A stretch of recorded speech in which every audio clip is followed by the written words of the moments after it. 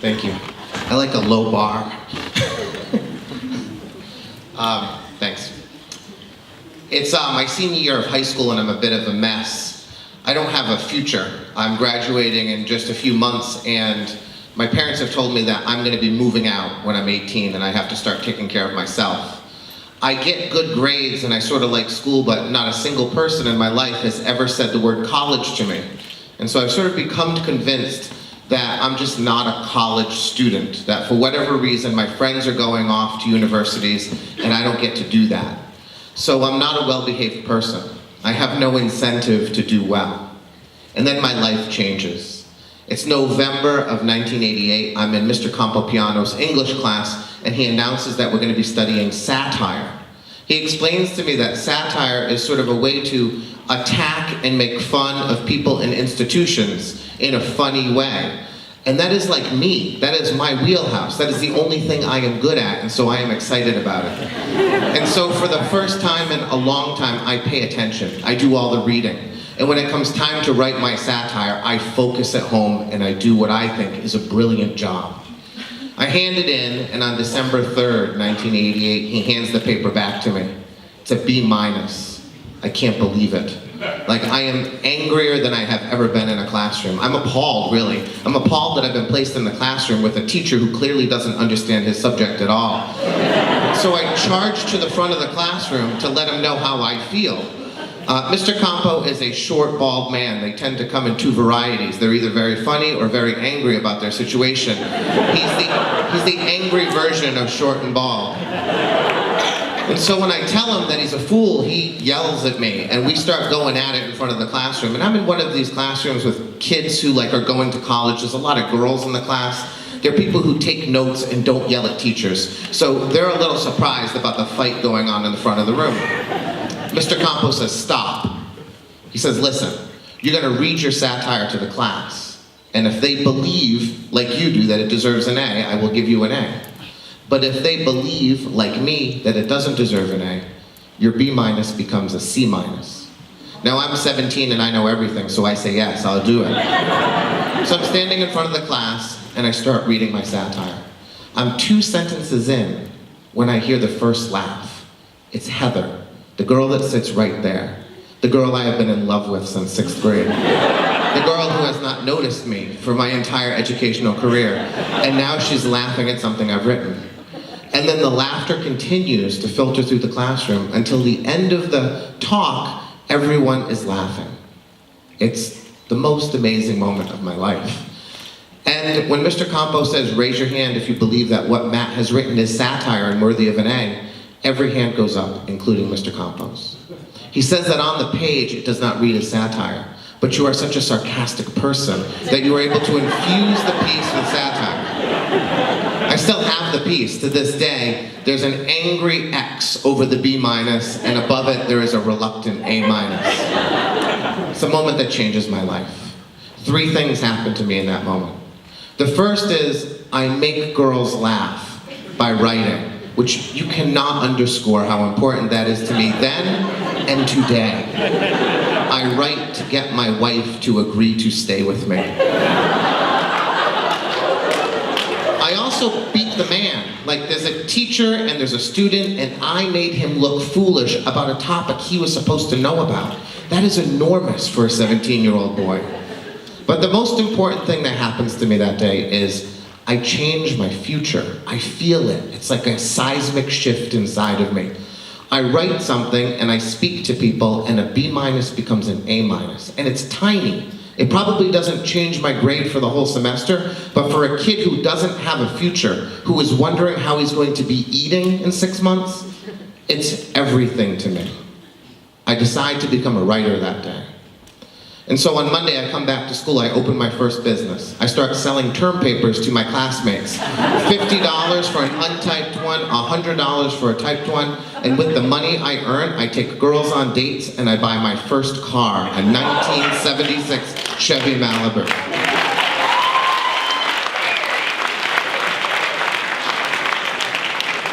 And I've been writing every day of my life since. Truly, I have not missed a day. I'm 23 when I finally make my way to college. I'm 29 when I get my first elementary school teaching job. And I'm 35 when I publish my first novel. Since then, I've been teaching for 19 years in elementary school. I've published 4 novels. I have a 5th on the way. The last one was translated into 25 languages and was an international bestseller. All of my books are optioned for television and film. None of that, not one bit of it, would have happened if not for Mr. Campo on that day. And the thing about it is, it had nothing to do with curriculum. It had nothing to do with anything Mr. Campo learned in Teachers College. It was nothing to do with best practices. It was nothing that his team leader advised him to do. In fact, what he did was inadvisable. He shouted with a kid in front of a class. He made a bet with a kid, and the wager was a grade, right? He put his authority and his expertise and his reputation on the line and gave me a chance on that day to shine. Mr. Campo understood what all great teachers understand, that curriculum does not change students' lives. Teachers change students' lives. And I think in America today, we may have forgotten that. Because when I turn on the television or I open the newspaper and read about education, I read about Common Core. I read about the canon. Somehow we have become convinced that the what we teach kids is more important than the how. That the content that we present to students is more important than the ways that we reach their hearts and their minds. And I believe it is the how that is the most important. I believe that's the big lessons that we teach kids in classrooms, the one that have nothing to do with reading or math or writing. Those are the things that change children's lives. Think about it for yourself. Find your Mr. Campo moment. Imagine your moment in class when everything changed for you. You saw something different for the first time. You suddenly had passion where it didn't exist before. Maybe it's the first time you truly decided to work for something. Did it have anything to do with curriculum? Did it even have anything to do about the subject that you were learning that day? If you're like most people, those moments are not attached to curriculum or subjects. They are attached to names. Names of teachers that live with us forever. For me, Mrs. Schultz, 6th grade. Lester Maroney, grades 9 through 12. Russ Arnold, grades 11 through 12.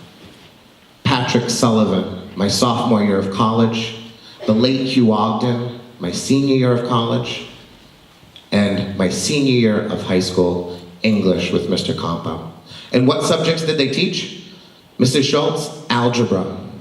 Lester Maroney, French. Russ Arnold, the bassoon. Pat Sullivan, public speaking. Hugh Ogden, poetry. And Mark Campopiano, English. The subjects that those people taught me were irrelevant.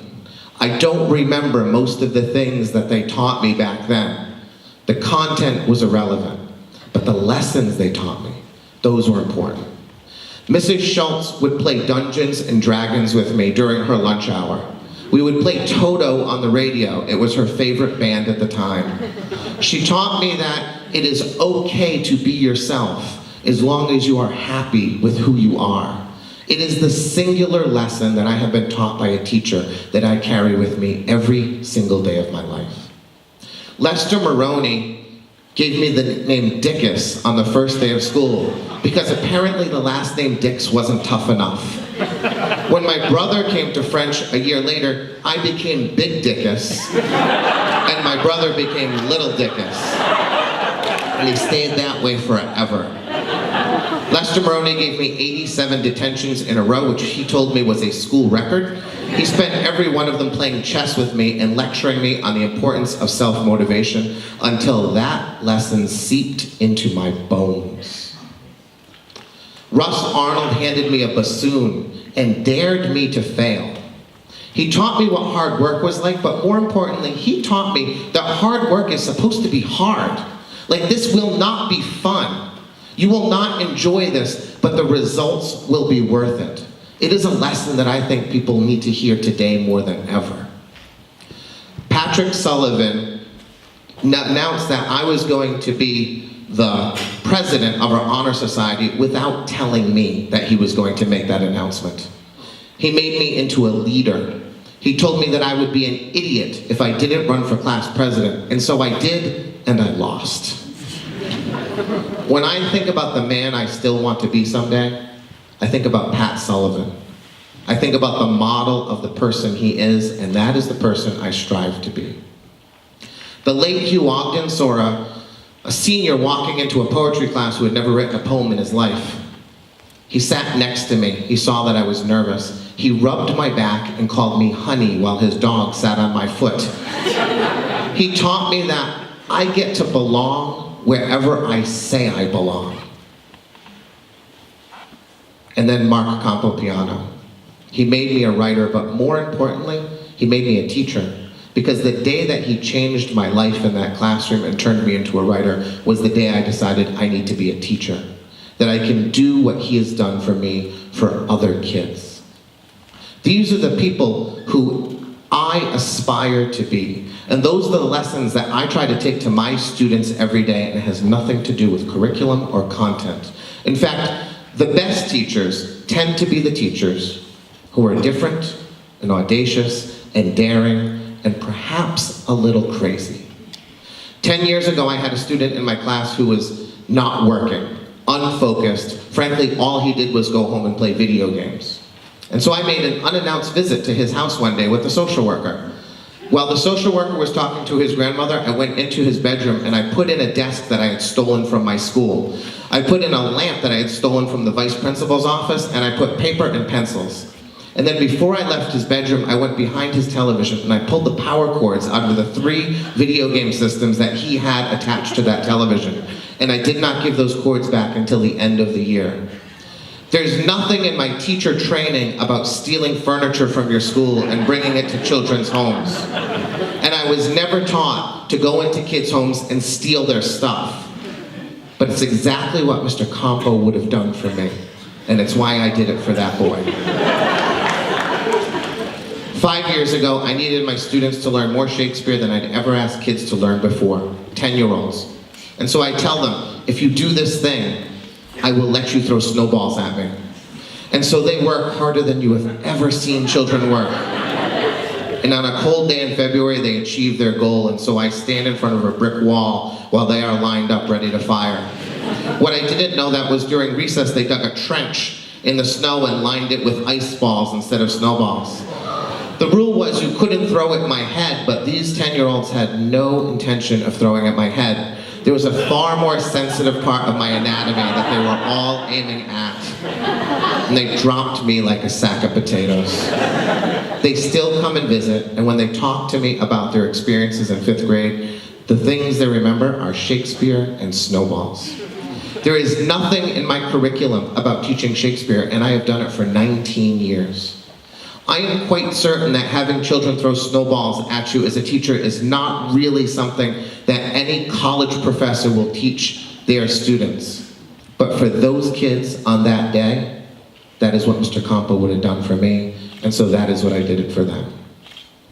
Last year, I had my first student succeed in the Make Mr. Dix Cry writing contest. It's a simple contest. You write something that you think will make me cry. And then I read it out loud while you film me, record me. And if you actually make me cry, I will post it to my YouTube channel with a title of your choice. For years, no kid had ever come close to getting me cry. Like, I am dark and cold inside. There are no tears here. And then along comes Julia Hosick. She writes about the death of her grandfather and how his absence will bring so much loss to the rest of her life. And she cheats because she starts crying first. And then I start crying. And if you go to my YouTube page, you will see that video under the heading, "Even a 5th grader can make a big, dumb, stupid teacher cry like a baby." There's nothing in my curriculum about teaching kids to make teachers cry. And it is inadvisable, truly, to promote students insulting teachers on the internet, particularly on your own social media. But Julia will tell you that it is a moment she will never forget in her life, and her mother told me the next day how much she appreciated that I taught Julia that she could do anything in the world if she put her mind to it. I go into my classrooms every day, and I think of Mr. Campo and those other teachers, and how the lessons that they taught me were not lessons related to curriculum. That they were the things that I truly am able to take with me for the rest of my life. The things that have allowed me to rise up from a mess at 17 and become something that I once dreamed I might be someday. Those are the most important lessons that teachers teach. Those are the lessons that, if we allow great teachers to teach, eventually make their way to students. I have no problem with curriculum, and I think good curriculum is great. But if given the choice, great curriculum and an okay teacher, or an okay teacher and great curriculum, I'll take the teacher every time. And if we're really gonna be honest, if I have a great teacher, I take the curriculum away. I say, teach whatever the hell you want. Teach the thing that you're passionate about. Teach them the lessons that you have learned through your life, because that is what I want them to carry forth as they go forward. So, as you go forward, I encourage you to reach out to the teachers, your Mr. Campos, and let them know how they've changed your life. I encourage you to find the great teachers, the ones that are doing things a little differently and sometimes might be a little scary, and allow them to do their job. To celebrate them, to support them, to allow them to do the things that will truly change children's lives in the future. Look for the people, those daring, those audacious, those different, and those slightly crazy teachers. Those are the ones that are changing the world. Thanks.